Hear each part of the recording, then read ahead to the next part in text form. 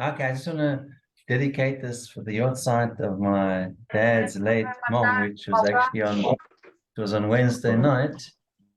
Ita Rachel Bat Dov, dad's mom. And just one thing on this week's Parshat Shmini, and towards the end of the Parsha, it starts discussing which kosher animals are permissible and which animals are permissible and which animals are not permissible. So, and it also says about touching, you can touch certain animals, you can touch an animal that's alive, but you can't touch an animal that's dead. But certain animals that you touch when their carcasses may defile you, but not all animals actually cause defilement if they're dead. So it's not a problem to pet your pet crocodile or lizard or rat. Just make sure you don't do it when it's dead. Because I don't think a crocodile is makabel tuma, but then you have to.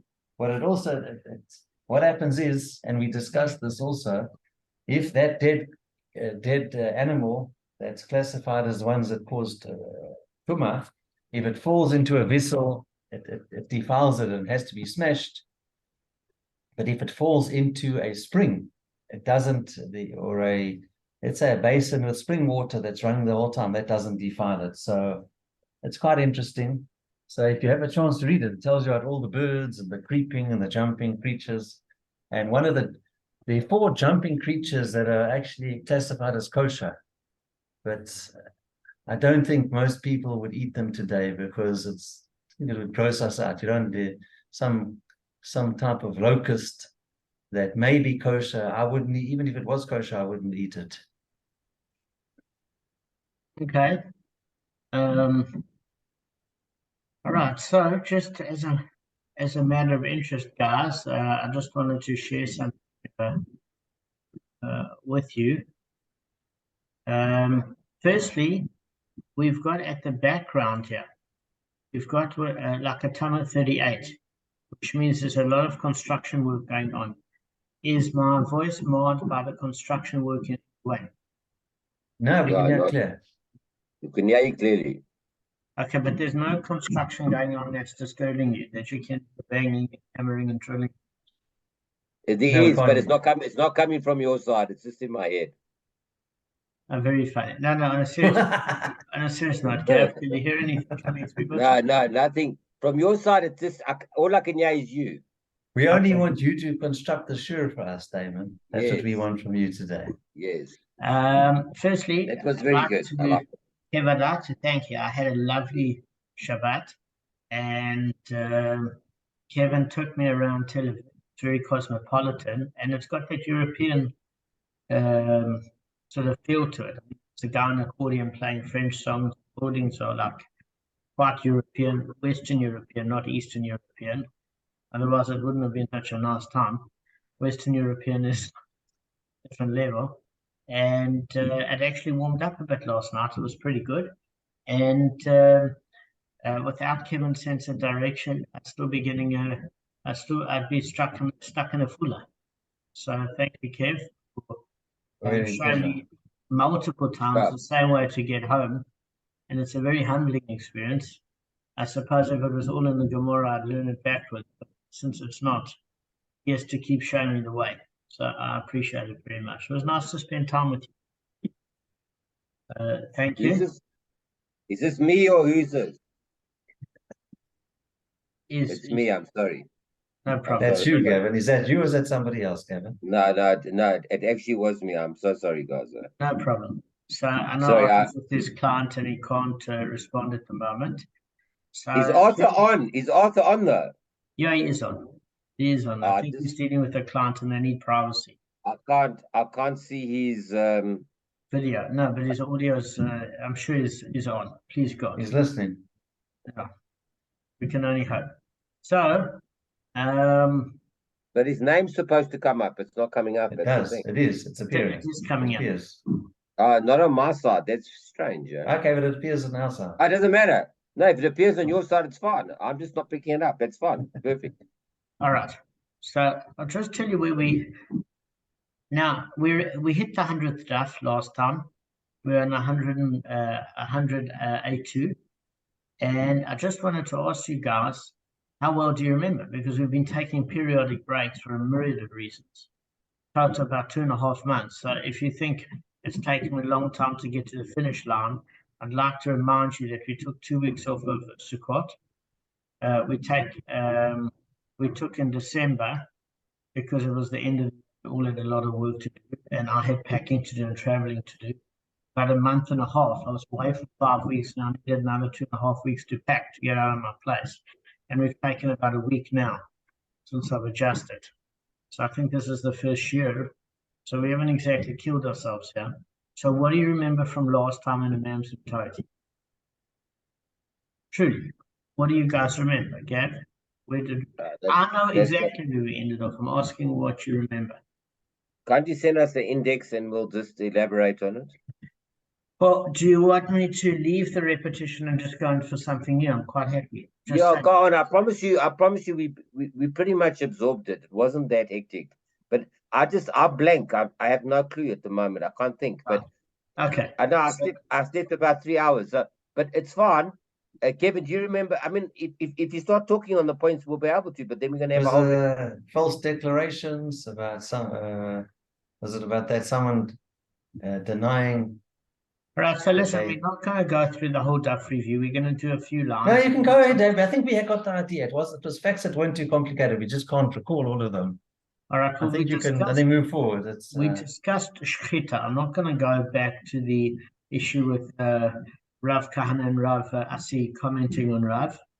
I'm going to go now to the stage where we just touched on before, with this issue of Rav Papa and discussing Reish Lakish and Rav Elazar. Do you remember Reish Lakish and Rav Elazar's discussion with Rav Papa? Because if you don't, you need to go a few lines back and not a duff back.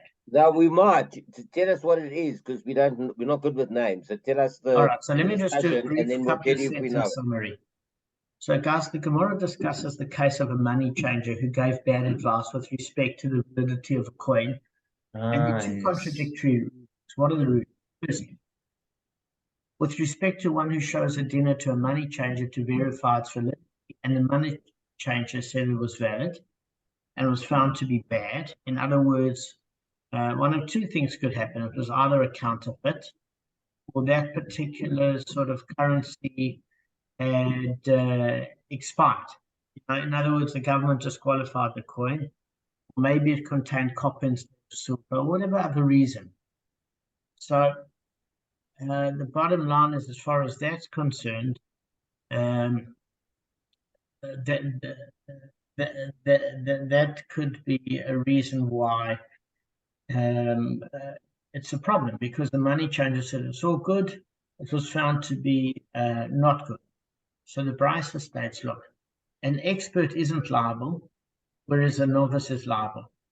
Meaning, very straightforwardly, that if you remember Rav Yochanan's opinion, when we looked at Shchita and the various other examples, that an expert's failure to perform his craft properly is considered an unusual occurrence rather than negligence. In other words, the default position, and I actually brought this up at Rav Simcha, is I said to him, I have a problem with this. What do you mean that when somebody qualifies as a surgeon, if they were having a bad day and a patient died, then that's once they've qualified at their craft, they're off the hook. So he said to me, firstly, that's negligence at which you are liable. What we're talking about are freak medical occurrences where the body maybe not have been able to take that for surgery, but upon investigation, it looked like there was nothing untoward with the patient. They did bloods, they did preliminary checks, etc., and it was what you call an unusual occurrence. Now, a person is only responsible if they're a novice, he said, in this particular case, because they didn't even have the capacity to pick up preliminary testing and read the results properly. Whereas when somebody is an expert surgeon with years under their belt, apart from qualification, it would only be negligence that would cause them to be sued. He said this had given him a lot of comfort over the years of being attorney. I said, it doesn't quite sit well with me because it uses the term a damager and somebody that's negligent. And it has this issue of payment. So then the issue of payment shouldn't be paid.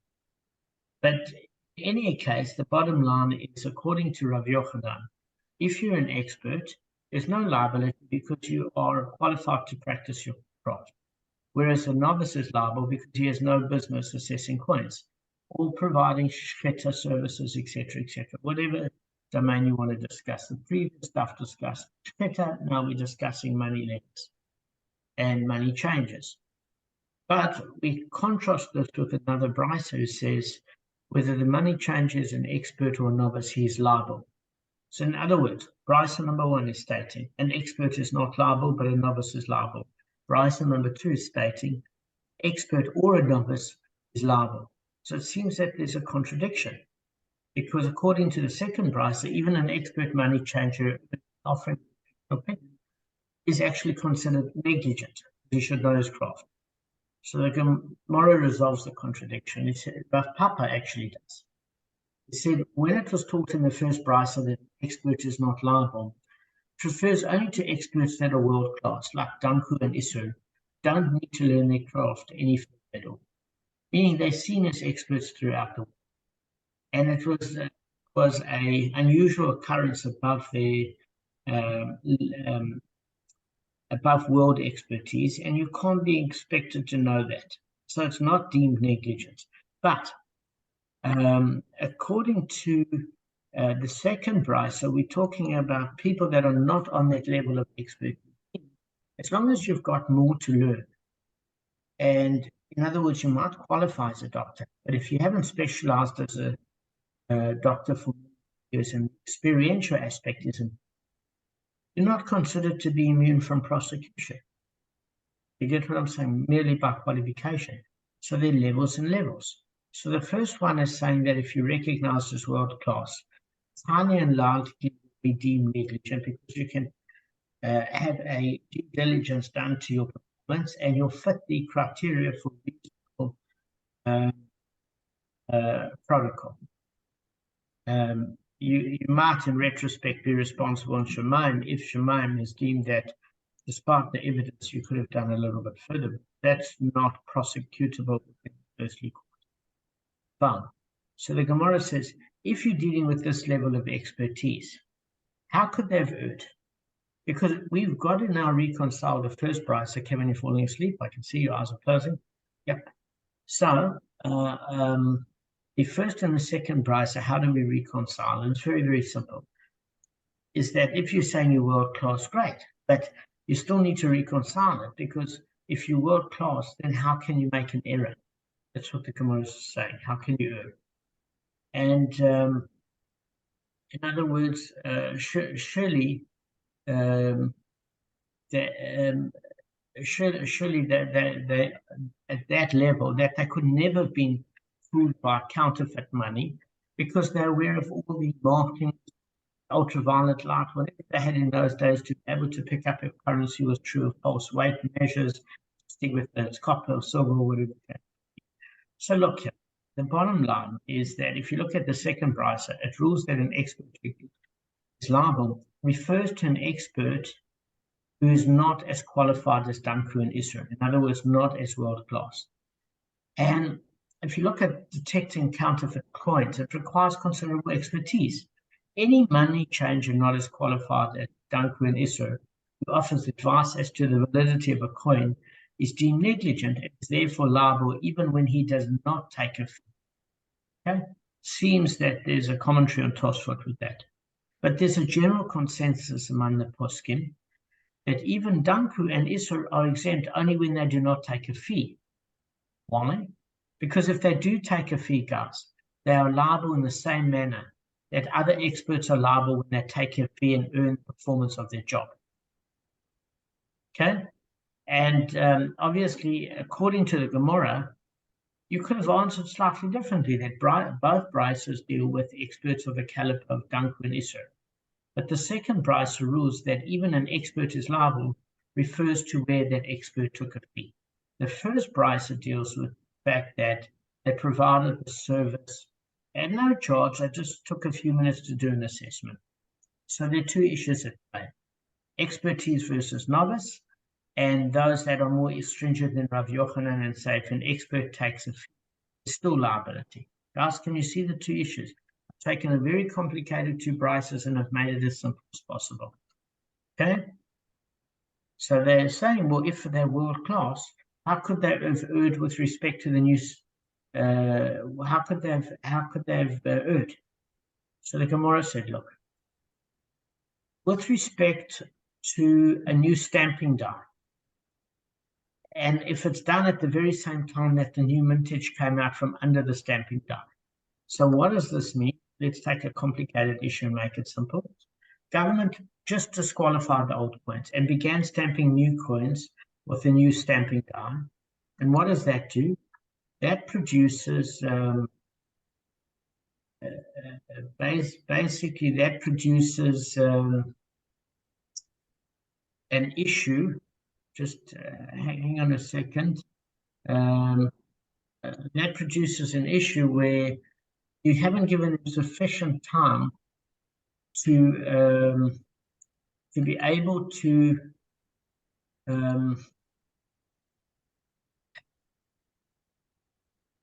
just hang on, guys. I've got a contradictory note here from a talk. Can you give guys? Can you give me a second? I've got a contradictory note. It's an issue. A sec. Just going to pause the share. All right, so guys, basically,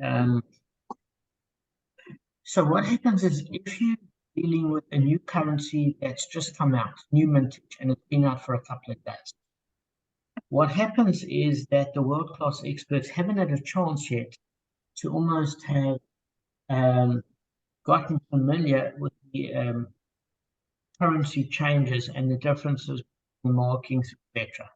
But then what they should do, instead of charging a fee assessment of a coin, rather deal with fees in terms of coin exchange and say to them, listen, this new mintage just came out.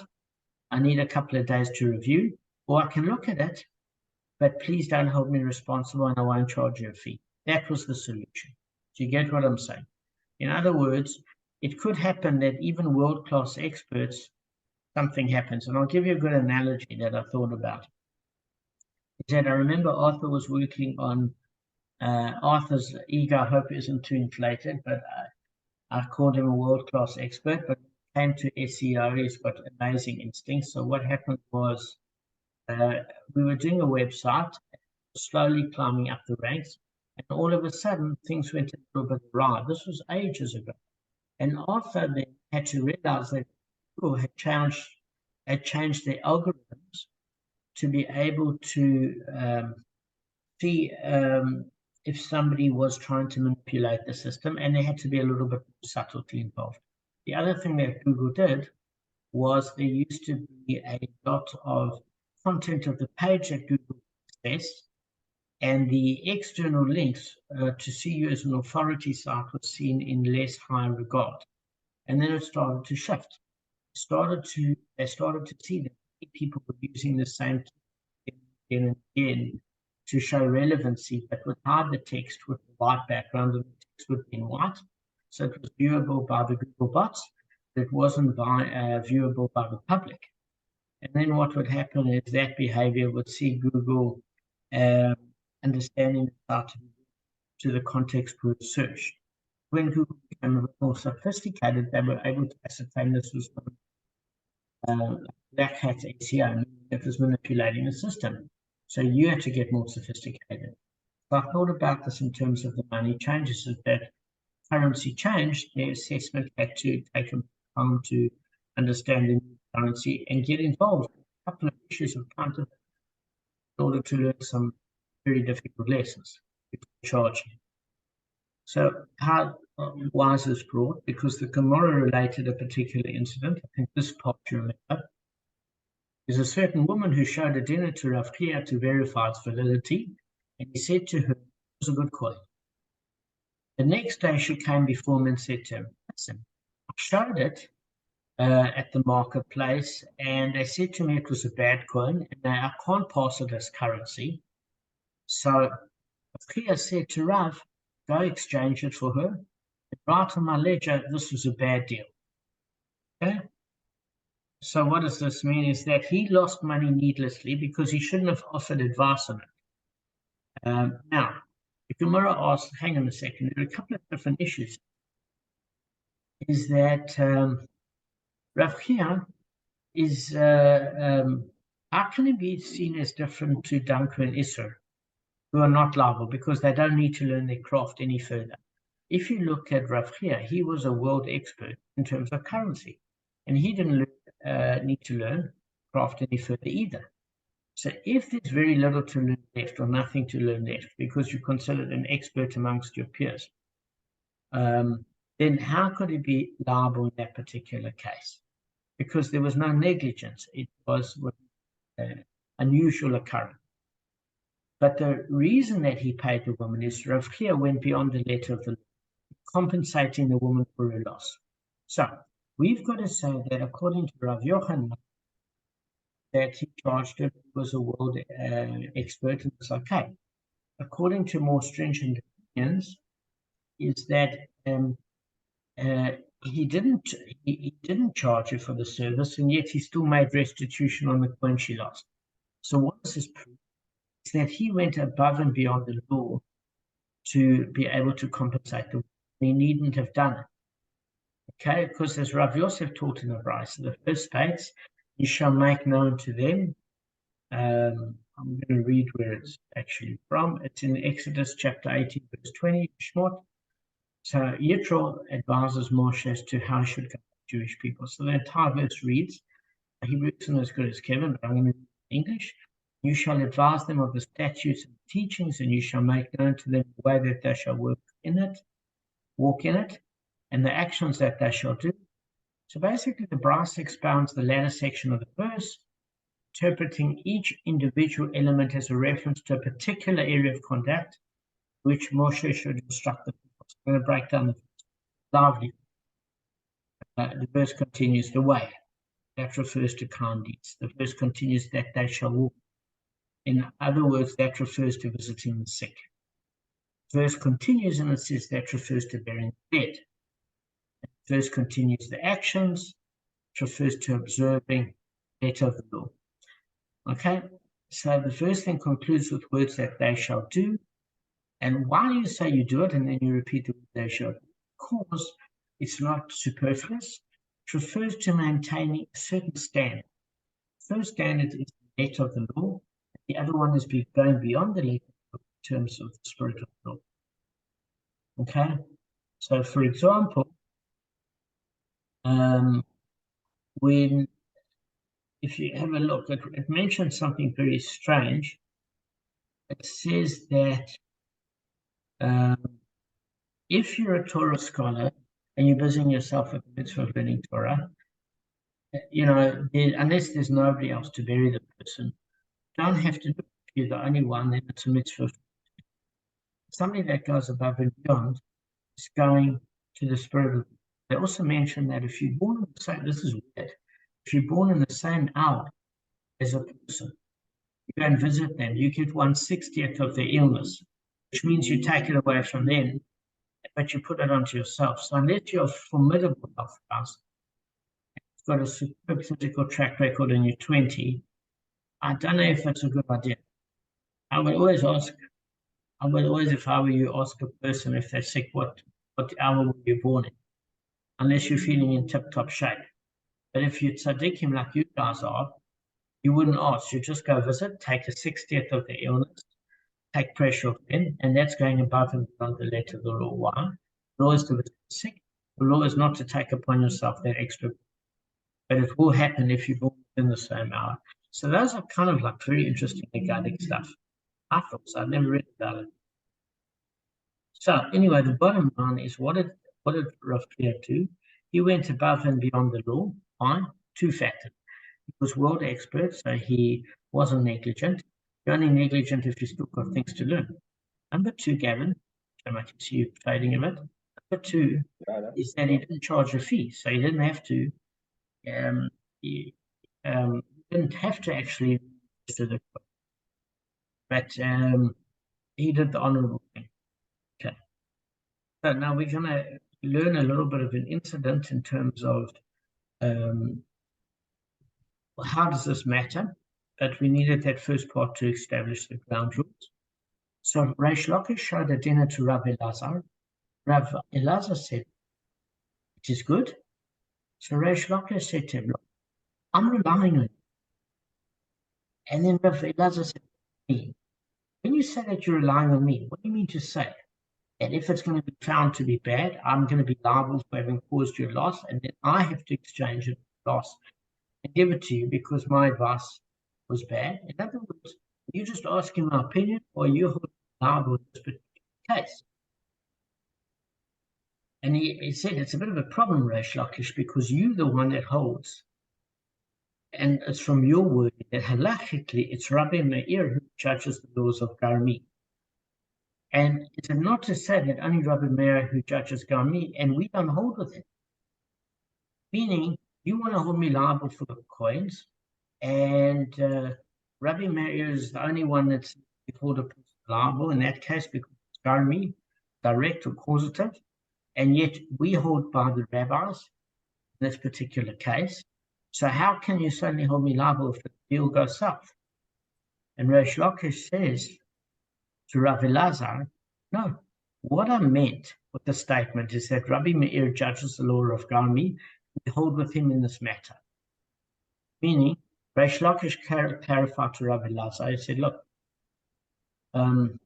Rav Meir does judge the laws of Garmi, held by him, not the general consensus in the particular case. Do you get what I'm saying? So he was, Reish Lakish confirming with Rav Elazar that we don't hold by the Bava Kamma general, we hold by laws of Garmi with Rabbi Meir. So that's what the two were clarifying in response. So what we're going to do now is we're going to see a little bit about what do we mean by the Garmi, how to affect things, etc., etc. In other words, even if you would accept a bad coin upon my advice, I wouldn't be liable for the loss of it. Because offering bad advice is not an act of direct damage, but merely causative damage. That's what Rav Elazar is saying to Reish Lakish. And Reish Lakish is saying, yes, that's by the general opinion. You thought I hold by the general opinion. We both hold by Rabbi Meir. Because it seems that Rav Elazar held by Rabbi Meir. The people Reish Lakish held by the general, Reish Lakish, Reish Lakish, it was thought held by the general rabbinic opinion, not Rabbi Meir, as Rabbi Elazar did by Rabbi Meir. So what's happening is Rabbi Elazar saying you can't have a double rule. So the bottom line of it is that Reish Lakish did confirm that he also holds by Rabbi Meir in the matter, and he judges the laws of Garmi. So, what does this mean? Is that learning that if you give somebody advice, it's considered causative and not direct. So it's a bit of a difficult concept because if you've caused an effect of somebody having a loss, shouldn't you be responsible? Guys, shouldn't you be responsible? In a way, you should. But what they're saying is, wasn't causing a direct loss. So it seems to indicate there's a difference between stealing from somebody and giving them bad advice or giving them advice that didn't work out, which had a loss, but they in fact put the money into the particular investment themselves by transferring the money. So there's a law of direct damage. Now, Gavin and I have had a problem with this ever since Sanhedrin, by the way. Okay? So we're going to find out at least what does this mean. And by the way, Rob Simcha said it doesn't mean the person isn't responsible in Shemaim. Talking about a case of suable damage based on evidence that you actually caused the direct loss. So, what we want to know now is which ruling of Rabbi Meir indicates that he judges the laws of Garmi. Okay, just go through this. So perhaps we can learn that there's a following mnemonic, which is Daled Lamed Mem Hey Simon. So what does it mean? Is we learned in the Mishnah, on the Mishnah in Bechoros 28b. Okay, if one adjudicated a monetary case, the liable party to be not liable. He ruled that the liable, the one who was not liable. In other words, what happened is in the first case, the judge said the person was guilty, they're not guilty. Second case, he said they're guilty. They were not guilty and they are guilty. Okay, then he says if one declared tamei that which is tahor, or tahor that which is tamei. One case, he said it's impure, that which is pure, and the other case he said it's pure, that which is impure. What he has done. And he must make restitution from his own property. Okay.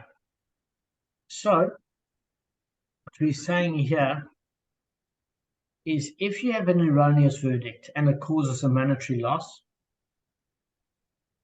then what happens is that it has to be financially compensated when it's a cost.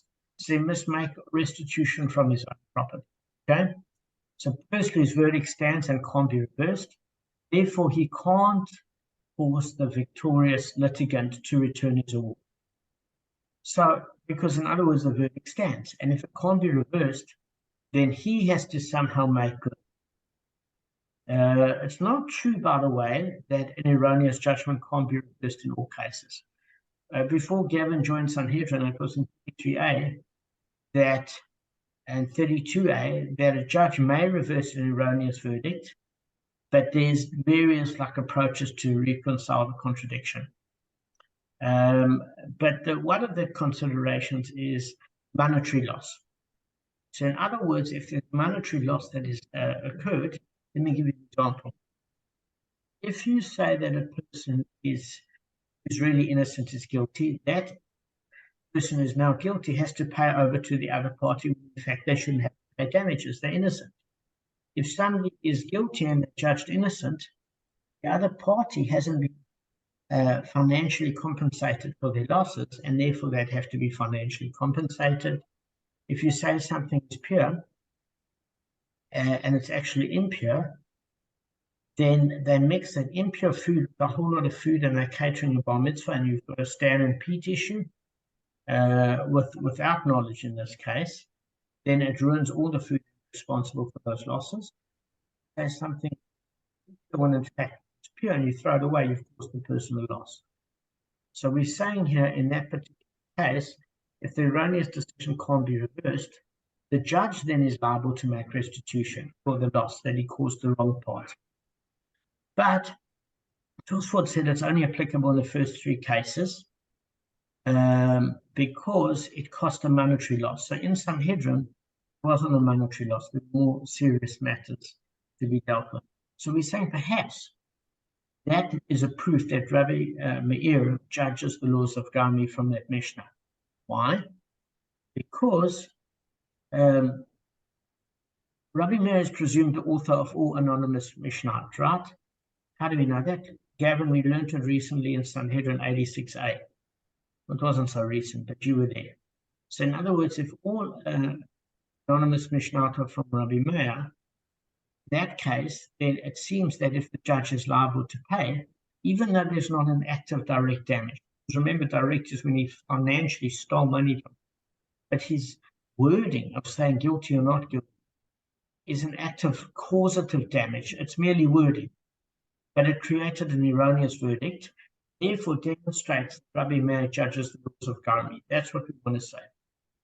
The Gemara is saying that it's not necessary. This is a case where the judge himself actually added an action to the wording, therefore it's direct damage. Meaning, what happened is he basically had a financial transaction, not just wording, that he made sure the one party paid the other. And since he handed an envelope of money or a contract and say you have to pay over a certain period of time, Kevin, if the judge is involved with the action and says in a certain period of time and he part of the physical transaction. That's direct damage. So groma is indirect, garmi is direct.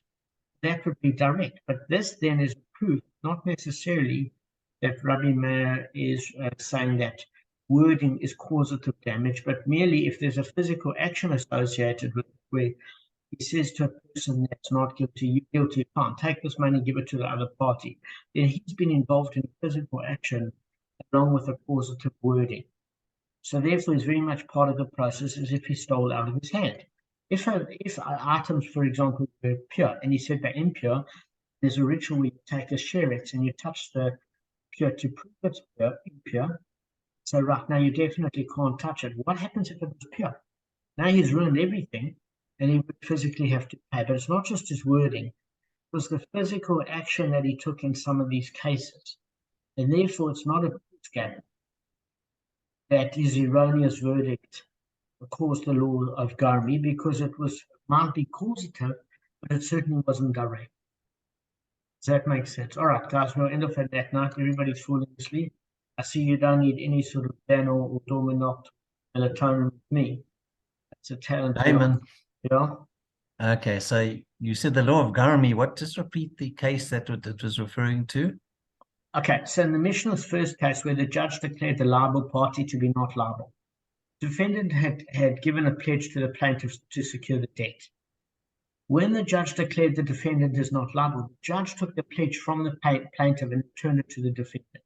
So if he just said guilty, not guilty, and had an erroneous decision, that could be that Rabbi Meir is saying the laws of Garmi. In this case, there was actually a check that took away a physical contract that went from one party to the next. So that proves that the direct damage and not, what do you call it, abstract damage or causative damage by a declaration of an erroneous decision. So that's not a proof that Rabbi Meir holds by Garmi in this particular brisa and Mishnah. So we need to find another Mishnah to prove that Rabbi Meir judges the laws of Garmi. We tried this one out.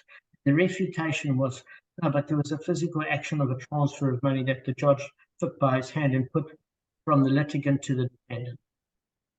And therefore it doesn't prove its case that Rabbi Meir judges the law of Garmi. Otherwise, he just pay on wording. In other words, an erroneous decision. So because there was a physical action, that's not a proof. We need another proof. Rabbi Meir judges the law of Garmi. We'll do that next time. Right, guys, I hope I made it clear. This was a decent share. Thanks, guys. Thank you. Yeah, Damon. Have a great day. Shavua tov. Thanks. Lovely to see you guys.